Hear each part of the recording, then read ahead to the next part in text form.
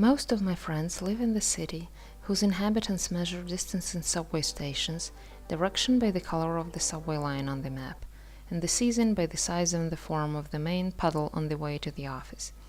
The other part of my friends live in the city where distance is measured in blocks, mentality shifts from east to west, and most importantly from up to down, which directions loosely include the Bronx and Brooklyn, and the season can be deducted from the loudness of your air conditioner. Although we feel quite at home in several large cities, our current life suits us best at the moment. In Herkenrath, the distance is measured by bends of the valley road, the direction by sun, and the season by smells and scents coming from the nearby field. The village has got 1 street, 3 lanes, 50 houses, 100 inhabitants, some 4 dozens of cows, a dozen of dogs, and half a dozen of horses.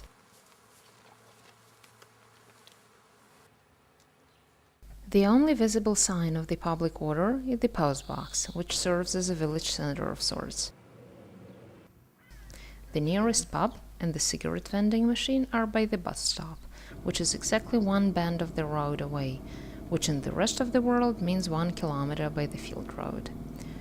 To run most of their errands, such as going to church, buying groceries, or getting music lessons, the locals go to the nearby village of Neunkirchen.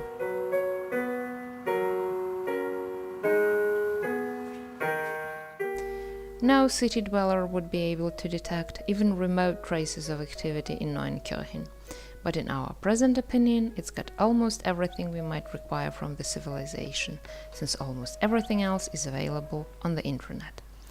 Our neighbors are a saleswoman, a hairdresser, and a family of illegal immigrants from the Eastern Europe, but the majority stockholder in our lane is the local carpenter. In addition to his house and a separate workshop, there were houses of his 2 sons and 2 twin houses which he built to rent them to some city folks. The left house is occupied by a film art professor from Cologne, and the right one by a family of an internet engineer, that is, by us. The favorite occupation is to sit by the glass wall in the living room and watch clouds flow by and fogs rise up from the valley. Save for an occasional deer or hawk, there will be only hills all the way you can see, with the Neunkirchen church for an eye not to get lost.